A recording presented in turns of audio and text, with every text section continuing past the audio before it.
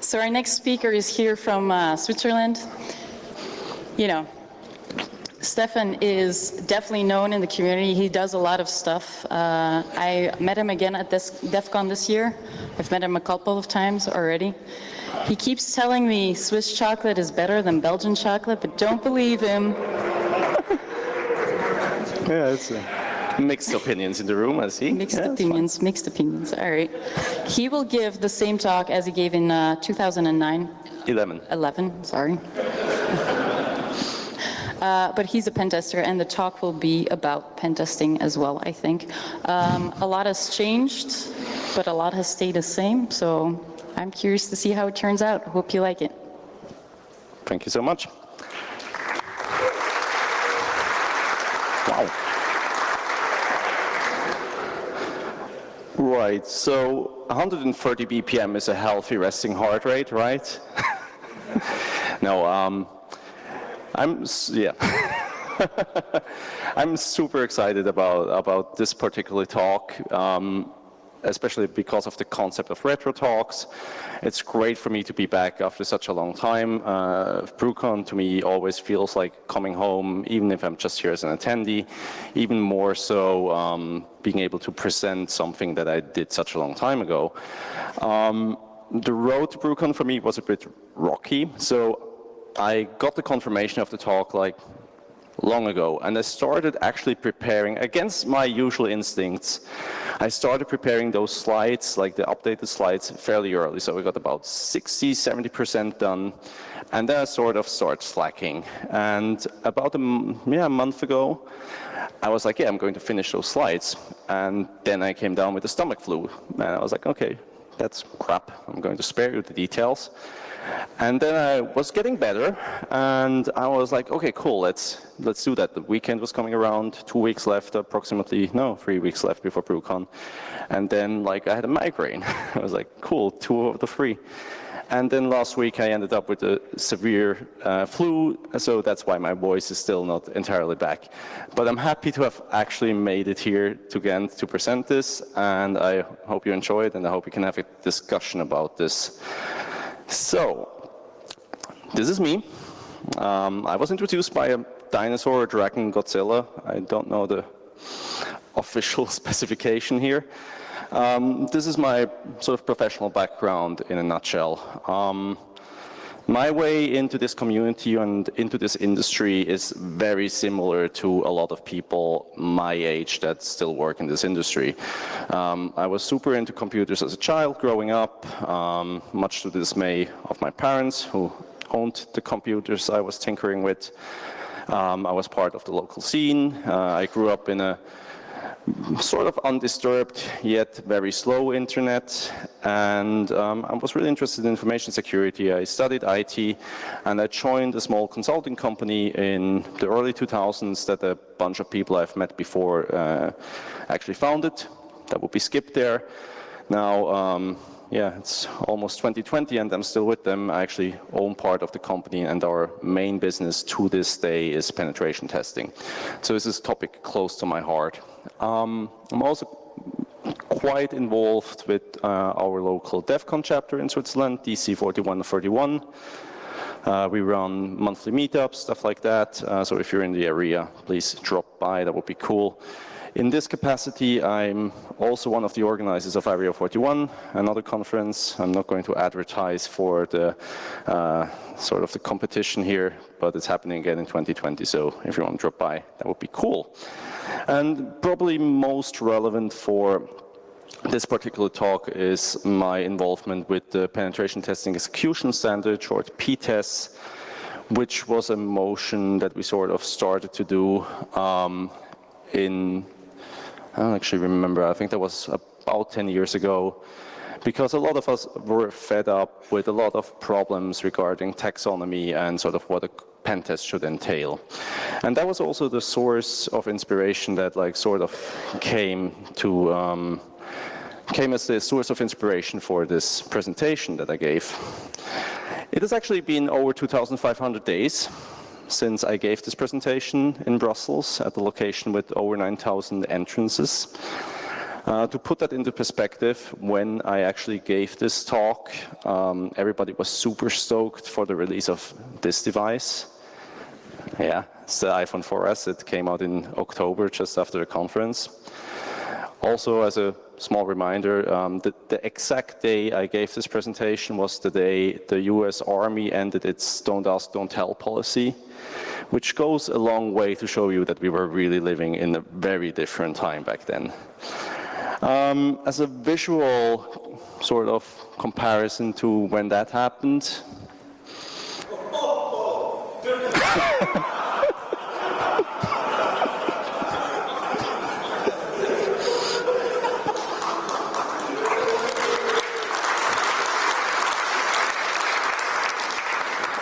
to be fair, that was kind of the reaction I was going for. So, yeah, anyway. Okay, let's dive in. So the presentation was called, and is still called, the 99-cent heart surgeon dilemma, which in retrospect is not the most transparent title to tell you what it's all about. And when I was going back to look at the slides, I realized that. And I realized also that I knew that back then, because that was the first slide that I presented, where I explained to people like what this is going to be about. And what it was about is that I was at the time very frustrated, again, with the taxonomy of penetration testing. Like we as a company, but also in like conversations with colleagues, I did often realize that people would say pen test, but they would mean NESA-scan, or they would say pen test, but they would mean compliance check. They would there's just different sort of understanding of what this word is supposed to mean. And to me that was super frustrating, because I frequently ran into conversations with potential customers that were like, well, but you're twice as expensive as the other company. And it was like, yeah, that's because they suck. And because all they do is push a button, and that's not really what we want to do. So if I had to give this talk a name today, I would probably call it Improving Penetration Testing, which I think is a bit more telling.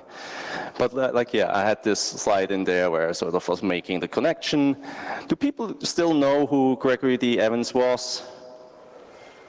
No? Good. There's one guy over there, that's great. So the entire premise of the talk, or how I created the talk, was I was working on the penetration testing execution standard. I was mostly working on reporting. So what I did is I reached out to customers of mine, and I asked them if they could share examples of reporting that they got from their pen test companies. And I didn't expect a lot of response. I told them from the get-go, you can redact whatever you want, just tell me why it stands out for you, and we'll sort of make it work. And you can send me really good stuff that you felt like this is excellent, this should be like a role model for other people. And you can send me stuff that is just ridiculous and you think, it should never happen again. I should have foreseen this, but 80% of what I got back was just utter crap. I didn't get a lot of well, look at this great report. I got just the stuff that people were really annoyed about. So I looked at all of that, and just to put this in perspective, we're talking about 5,000 plus pages of documentation that I got mostly in digital form, but some of it was also physical. And it was just the most unbelievable crap in there, and I decided to do a presentation on it because I needed group therapy, so to speak. So this was and is a talk about bad examples. I want to go a bit further than that today in this revised edition, but I'm still going to share the examples because they're funny. So when I said before that a lot of the stuff that I got was in digital form, I didn't foresee this package that I got with free annual reports. When I say reports, those are very long NESA scans with a custom logo on them. Make no mistake, this is not something that was very quality-wise standing out. And there was this bit in there where I was like, well, there are really companies out there that like do stuff like that. That was one of the first things that I read, and I was really frustrated about that.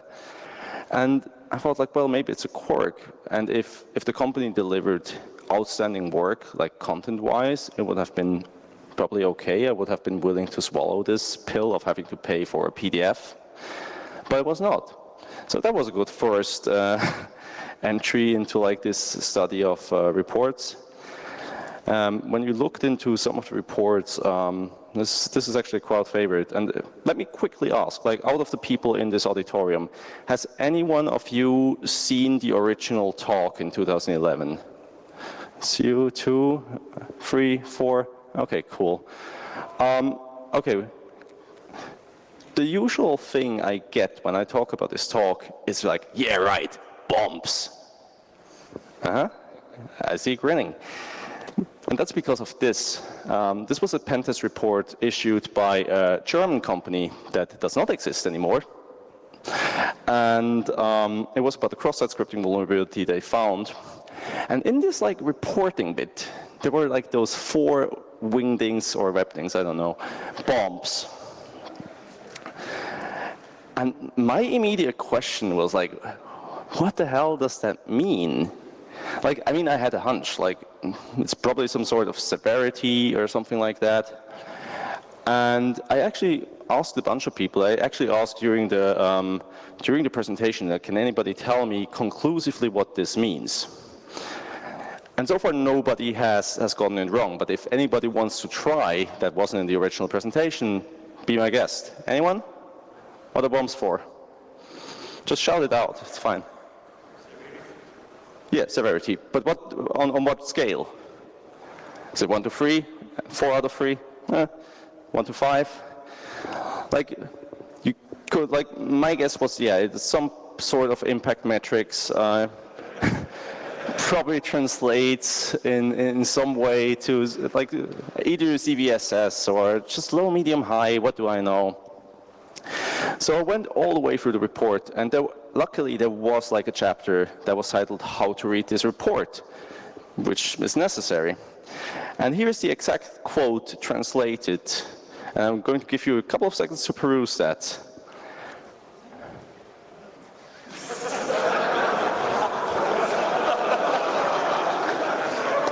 Right. It's like the Richter scale. Right.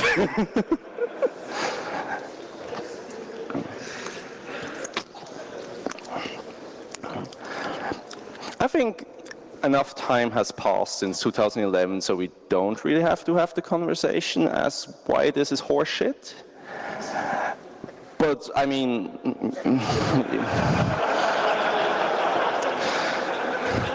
Anyway, let's move on. This is an actual example, but this is less funny, but it's a more prevalent topic that was very visible throughout a lot of these reports, and that's just bad visualization of actually relevant, important data. I think this is a great example because there is more than meets the eye. Like, the first thing that you see here is that this person has never read a book by Edward Tufte, and he really should, because 3D graphics are a crime against humanity and should never be done.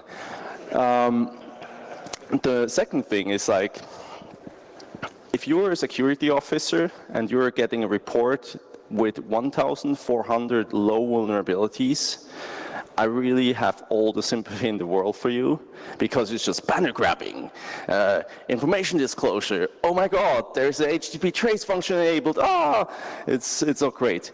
But the most subtle thing here is that given this metric, and I can't tell you the number anymore actually, because it's so obscure, but if you look at the red bar, that's actually a double-digit number. Like, this pentest company found a double-digit number of vulnerabilities they considered to be highly critical. And I looked at the specific vulnerabilities. They were like stuff you should really fix. They weren't nonsense. But if somebody in like upper management gets this graph and is supposed to make sense of this and make a budget decision or make a strategy decision, that's just not going to happen, because it's all green. It's all great. We don't have any problems. More stuff. This was from an engagement that ran for over a week. And this was the core takeaway of their report. And apparently, there was no communication between like the kickoff date and the report delivery.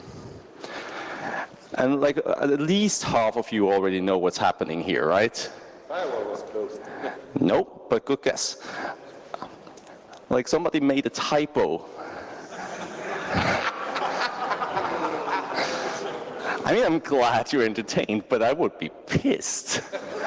And what baffles me, like, I'm going to be completely honest with you, like, I have mistyped IP ranges more than I'm willing to admit. But usually you notice or you get like a hunch that maybe something is wrong when nothing in the target range actually responds, or maybe you know you have conversation with the customer, you're like, hey, is this supposed to look like that? You mentioned the web server or something like that. So that just didn't happen. Again, we're talking about bad examples, right? So let's go on. But there's more. I'm going to summarize those because I think it's going to take up too much time otherwise. There was a number of people who didn't bother to remove other customers' names when they were copy-pasting things. That's just golden. General copy-paste stuff that was weird and just shows you like that people were like stealing stuff from other reports and plagiarizing themselves. You know when you get those emails, like those sales pitches or like all sorts of like recruitment stuff, and it's like that little blob of text and it says, "Dear name," and like the name is in a different font, and you just know that he just pasted in Stefan and hit send. It's like that. And again, a lot of just spruced up Nessus reports, a lot of vulnerability scanner output just sold for 5-digit numbers of cache. Some are a bit more elaborate and try to like hide the fact that it's just output from a scanner. Some just post it like that. Nowadays, I think we are facing a similar problem in AppSec with burp scanner output at some points. Like I've heard that recently, so we're really making the same sort of fucked up mistakes again. Am I allowed to curse? Yeah, I think so. Cool. So yeah, and then we just have like pen testers that were just beaten by very, very rudimentary obstacles that defenders put in their way. People who couldn't finish a port scan because of fail to ban, because their Nmap scripts were to run into it. It's a good example, for example. One of my personal favorites is Web Labyrinth, which in a nutshell creates, it's a tool by Ben Jackson, I believe, and in a nutshell what it does, it creates an infinite number of sub-websites in a particular folder, almost like bombs. It's just a rabbit hole that is recursive. It doesn't end, that there are always new unique URLs. So if you send a spider to like sort of spider this directory, it will just never end. So if you're a shitty pentest company and all you can do is run a scanner against the website, it's never going to finish. Which led to that gem here.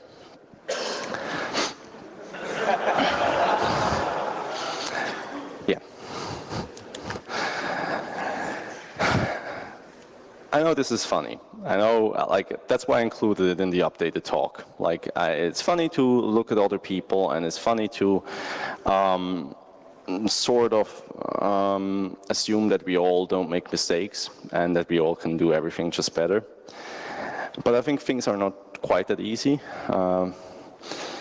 I actually wrote this myself about a year ago, and I was looking at my slides and I was like, well, 2011 me didn't really listen to 2017 me, right?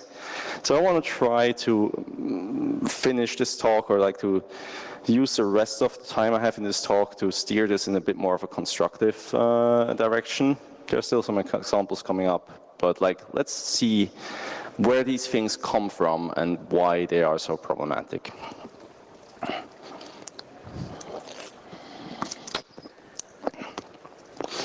One of the major changes in my own thinking in those years, ever since I gave the talk, was that back then my main thought or my main So the theory was that there are just a lot of shitty companies that are trying to make money off of people who don't know better. By now, I think that this is actually just a small part. Like, yeah, we have charlatans out there, we have people ripping up the people off, but I don't think that's the most relevant bit. Hanlon's razor says, never attribute to malice that which is adequately explained by stupidity. I wouldn't use stupidity, but I would use unfortunate circumstances or also lack of experience and knowledge. So yeah, we do have companies who act in bad faith. We do have companies who do not deliver on their promises of service. But we also have a lot of these cases, a lot of the examples that I showed before can easily be explained by people not having the experience or just the skills to actually perform the tasks they are supposed to perform. If you never learned how to work around a firewall that is actively blocking your port scan, you're going to have a hard time because it worked every time so far and now it's not working anymore. And as a junior pen tester, it's not really your fault. I mean, you should get the training you require to do your job from your employer, and you should be able to sort of like, make this happen. And training is such a massive factor. When Tom did the thing this morning, when he asked all of you to sort of say if this is your first BruCON, like 80% of the room was like, yes, this is my first BruCON. And I talked to so many people at conferences lately that have entered the industry within the last 2 to 3 years. Like, we're constantly talking about a skills shortage or a skills gap in information security, and yet we sort of don't acknowledge that people don't come pre-trained. And even with training, it's tricky. Because in my personal experience, like, the only thing I could sort of state as a label of implied quality, at least technically, is the OSCP by offensive security. Not getting paid to say that, sadly. But I had people coming in with other certificates. One of them has hacker in its name.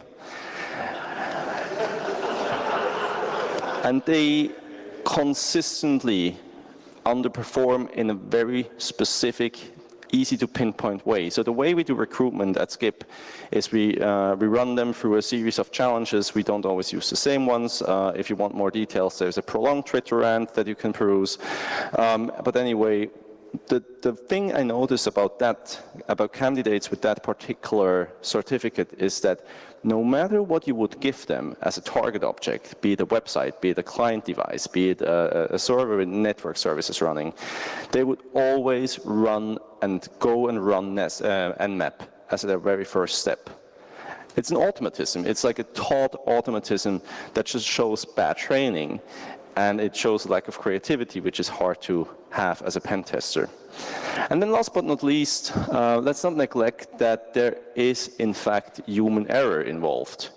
And nobody's prone for that. You can do that job for 5 years, you can do that job for 10 years, and you're still going to mistype IP addresses now and then. You just learn to ask people twice if they have the right IP addresses. But yeah, let's talk about charlatans. Let's talk about the bad faith actors and get those out of the way so we can talk about more constructive things. One of the things that made me super happy when I was preparing this talk was that almost all the companies, like more than 70% of the ones I checked, are not in business anymore. Like, they don't last. Like, you don't pay an absurd amount of money for a bad pen test more than once, and word gets around really quickly.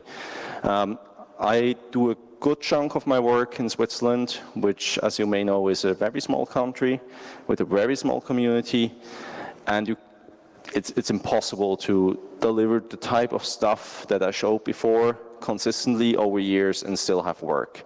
I'm sure that can vary for larger markets, of course, but again, the evidence that I have at this point shows that most of them don't make it for too long. And if you don't want to make the mistake once by running into like one of these bad actors, what you can do is you can avoid them. And it's not actually that hard. It's not that hard to avoid them. You can ask them about their procedures and standards. if you're looking for a web application penetration test and you're talking to a pen test company that doesn't know what OWASP is, I mean, run. That's the only advice I can give you at this point. What I really recommend if you're in the position if you're in the buyer's position is ask to talk to the testers that are going to do the work. And I say that specifically, that are going to do the work.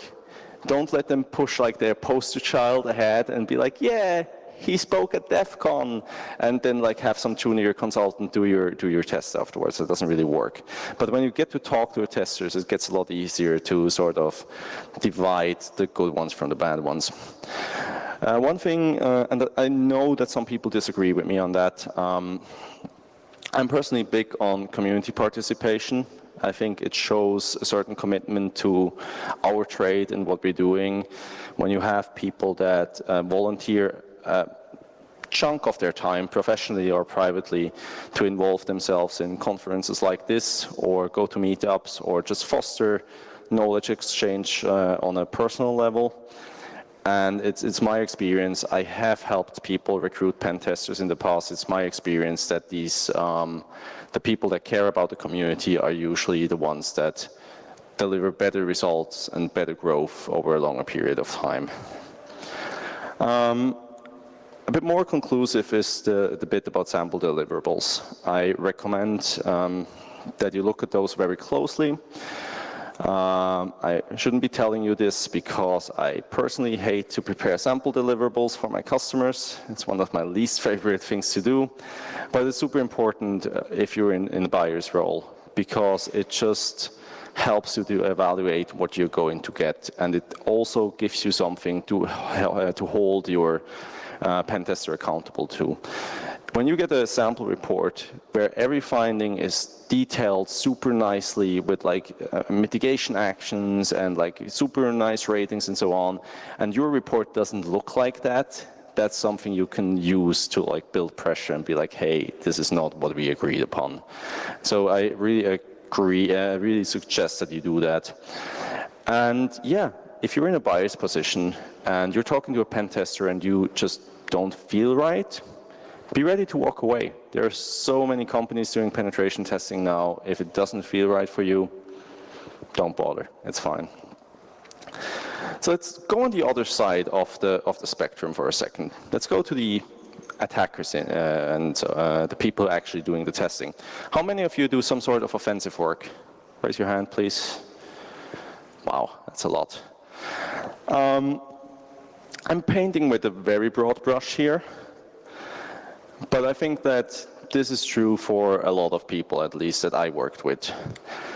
I think pen testers like puzzles. I think we actually want to do a good job. I think we want to exceed expectations, and we don't really like to be constrained in terms of scope or in terms of time. Like, I haven't met a pen tester in my time who said no to, hey, do you want more time to spend on this project, on this particular asset? We like to actually experiment longer. And one thing that I observed with my own employees actually is there's always this scoping discussion about like testing hours, like when are you allowed to test a specific asset? And we still have a lot of customers, especially newer ones, that are like, yeah, well, you need to tell us when you start testing, and you need to tell us when you stop testing, and it needs to be during office hours, because we need to be able to react if you break something in our network. And you're like, well, we're testing externally, and that stuff is on the internet 24/7, so you're being attacked 24/7, so what's your point? But that usually doesn't really connect for us over time, that develops. But once you agree with the customer that you can test whenever you want, for how long you want, within a certain time frame, I have seen people doing overtime without even mentioning it, just to finish exploiting that one bug that they thought might be somewhere. I've met people at the office at 10 p.m. in the evening be like, yeah, I'm just that close to a shell, I'm just that close. Pen testers are very odd people, but yeah, no, it really works that way. So we like this freedom and we want to do a good job. So when we're scoping penetration tests, we should look at the needs of everyone involved. We should create a setting that allows testers to do the best work, and we should create a setting that allows customers to get the best possible results. So let's, for a second, go back to the bias mindset once more. And this is such a crucial question that will lead us to one of the massive core points. Why do people actually buy pen tests? The classic one, or the one that people at least mention, is like, yeah, we want to identify vulnerabilities and close them before somebody else does. But what is true in a lot of cases is just like somebody else is making them buy pen tests. Like my boss is telling them that they have to get a pen test done for some regulatory requirement. Compliance wants a report so they can check a checkbox. Maybe, and that's the more reasonable things in my opinion, maybe you want to specifically test your defensive capabilities. Maybe you want to see how your defensive team would fare in a real attack that is sort of relevant to your threat model. But these are very different setups. And these are the things that we need to sort of account for when we plan these. So I said that at the very beginning. I think the core that led to all those bad examples that I showed you before is taxonomy. We need to know what people want when they say, I need a pen test. And I found this very great graphic here. Didn't do this myself. The credits is on the right side and also on the slide. But I think it's very fitting, so I didn't bother recreating it. I think this is such a good example of to show what it can mean and where it goes to. And it also shows that like none of the things on this slide is wrong. Like all of those have legitimate reasons why you could run those. If you're investing a ton of money and a ton of effort into code reviews and architecture reviews, and you just need to get a vulnerability scan done to get compliance off your back, that's fine. Like it's fine to run an SS scan, just don't pay somebody 10K for it. But it's fine to run an SS scan, it's fine to do that if your priorities are somewhere else. Maybe if you're investing all that money into building an SDLC that really works, maybe you don't have the funds and you don't have the capacity to run a full-blown red team exercise at the same time. And maybe you shouldn't. So really it is all about scope. And this is where I'm going to preach on you for the rest of this talk, because I think it's so important, and it's going to make your life easier if you sort of heed this. When we did the P-test, we didn't try to tell people how they're supposed to do penetration tests. Because, as you said before, there are a lot of different ways how you can sort of scale this and sort of build this out. But I think it's super important to have sort of a guideline where everybody agrees on what are the potential options on how to perform an offensive or adversarial testing module.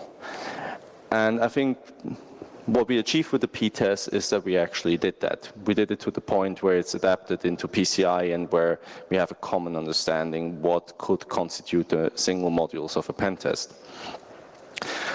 Meteor's Attack is another great resource and sort of matrix to get an idea of what could be part of an exercise you're running. It's particularly interesting if you're running red team attacks. It's less interesting if you're doing sort of smaller scope things. But it's still sort of interesting to just look at that and see where you can go with this. And sometimes it's not that important what you report. Sometimes it's more important that you actually have a common understanding on what you want to achieve.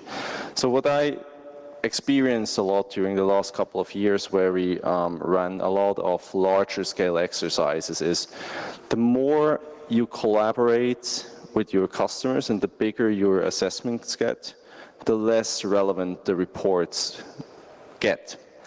So what we did for a bunch of Swiss banks now is simulated attacks over a 6 to 8 month period. And we scoped them together with the customer. We defined the rules of engagement together with the customer. And we went to the point where we had people from the customer's blue team sit out of the blue team for months at a time with a sort of internal NDA and sit with us to help us attack and like use their capabilities, not like insider knowledge, but just like to tag along and ride along with us to see like, how things work. And we ended up having like a very successful exercise, and we spent about 30% of the budget after attacks ended. So we spent about 30% of all the time allotted to go through the various TTPs, do everything we used to achieve access, to exfiltrate data, to do all of these funky things that you do during a red team exercise, and talk through them in detail with the blue team. Instead of reporting them in a form that somebody would or would not understand, we went through them with them. And in the end, yes, there was a report, but there was a report where everybody agreed on, everybody at the table agreed on before we actually finalized it. And then this report went to management. And it's incredible the difference you can see between a report that is disputed by a blue team and a report that is supported by the blue team, by compliance, by everyone that has a stake in a corporate entity's security. Because if you're not going to make impact with any sort of offensive maneuver or any type of offensive exercise, just don't do it. Like, it doesn't make sense. Like, you need to create impact. So if I had to summarize in one single slide on how we can improve or fix penetration testing, it's do it more openly, do it publicly, do it collaboratively.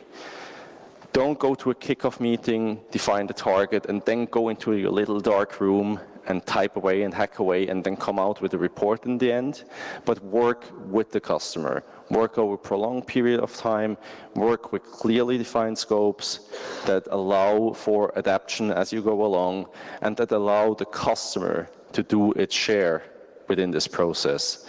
And with that, you can get much better results.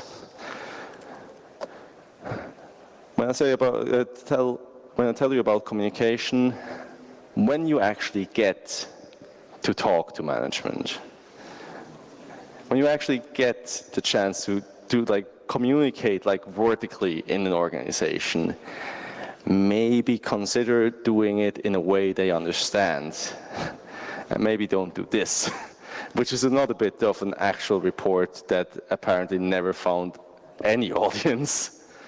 Because this isn't working. Like when you show people stuff like that, it just doesn't connect. You need to talk risk, you need to talk exposure, you need to talk money preferably, and people will listen way more readily to you. So that's my almost 45 minutes. We have 15 minutes for questions if you want to. I'm also going to be at the mentor event over at the hotel, so if you want to chat more privately, feel free to do so. Otherwise, shoot away with questions, and thank you so much for your attention.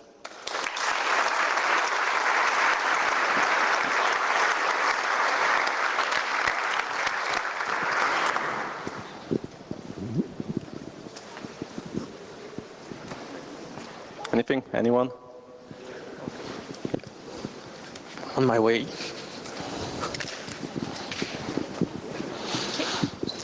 I think the graphic you showed about the, what is a pen test was quite interesting. So one of the things we struggle as well with is defining what a vulnerability test is, what a pen test is, and what a red team is. Right.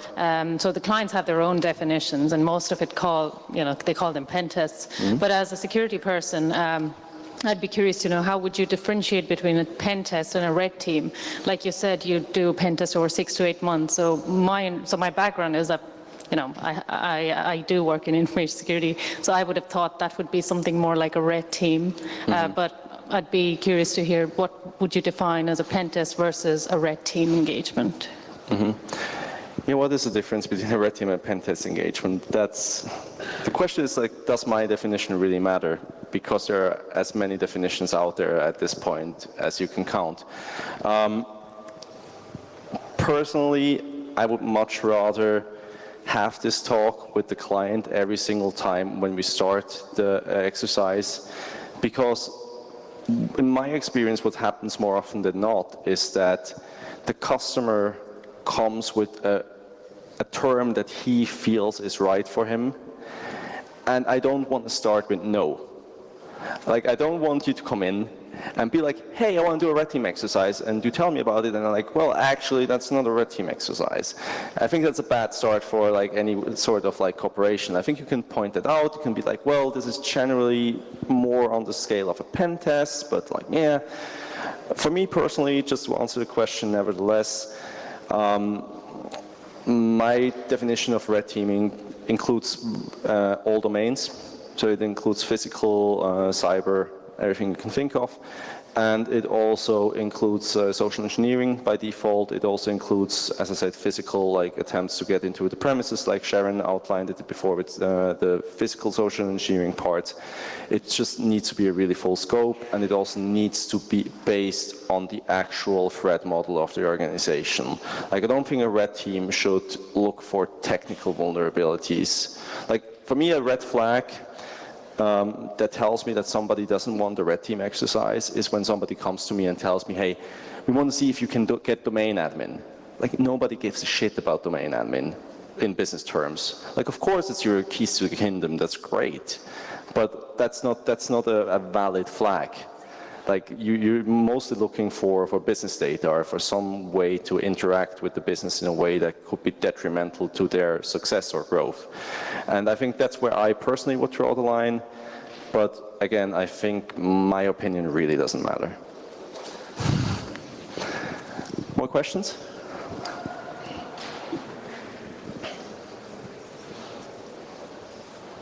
God damn. Okay, no more questions, thank you. Can you pass the mic, please? That will be much faster.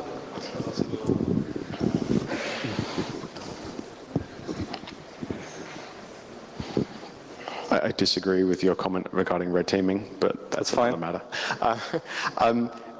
If you could specify one qualification or some kind of some kind of measurement for a good pen test, whether that's Crest or Tiger Team, something that's global, what would you point at as this team knows what they're doing, without having to have every company individually interview their pen testing team? I struggle with that question to this date because I think Crest, for example, is a great initiative. But my company isn't Crest certified. And what's stopping us from being Crest certified is that it's just too damn expensive for what it is. Like, we have our reputation, we have our existing stock of customers, so for us it doesn't make sense. But if you're looking for a pre-qualifier, I think Crest is the reference I would go to, personally. But if you have different recommendations with your background, I'm happy to hear them.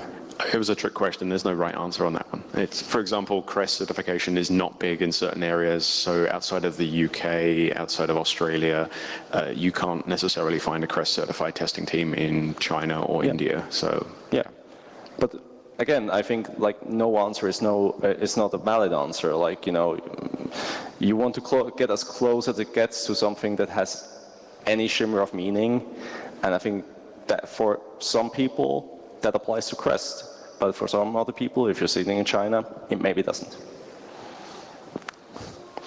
Anyone else?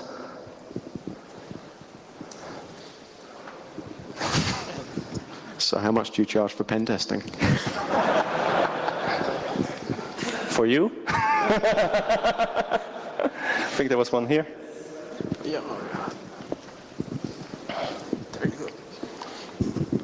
So how detailed do you think the recommendations in a report should be? I mean, do you give the really specific recommendations of how somebody should configure something? Or do you keep it more broad so they implement the thing that would be best for the company because they know the domain much better than you do? That really depends on the finding. If it's a super technical finding and some sort of like misconfiguration, or it's also like maybe something that is For example, like, you find a SQL injection in a web application. Like, it's fairly straightforward. You can point to best practices, to OWASP guides, and so on. And I think then it's fair and also recommended to give a specific recommendation. We've also sat down with developers and looked at their code and like sort of figured out the solution together with them. But that has certain limits, because if your finding is on a higher level, like, you don't have any transparency with like what stuff is executed on your clients. You don't see when I run Mimikatz or any PowerShell stuff on your client. The solutions and the implementations thereof become much more complex and much more dependent on the target environment. So there, the workshops that we're having with customers become really, really useful, because there you can really deep dive. In the report itself, I think at some point you need to have some sort of vagueness to avoid writing a book about Windows client hardening. Thank you. Thank you. Thanks. Anyone? Any takers? In the different scopes of the pen test on your customers, what they demand more in terms of web application pen testing or real attack simulation? Or I'm not sure if I understand the question correctly. Are you asking what is more in demand for us? Yes. Okay. In quantity-wise, clearly it's a bread and butter stuff. It's like AppSec and so on. But if you look at it on like project volume, I think we're more on the red team side, on the complex assessment side. Because if you have an assessment that runs over months at a time, obviously that's a bigger chunk. But I try to have this balance, because we're trying to enable new people to get into the industry as well. We hire people that don't have 10 years of experience as testers, or don't have like a specific training, maybe come from general IT or have been like administrators before. And you cannot expect somebody to jump into security and do like, full-on red team exercise from the get-go. So we try to have a good mixture as it is. I think there was someone more before, but I'm not sure where it was. No? Okay, cool. So thank you very much, and I hope to see you at the mentor thing.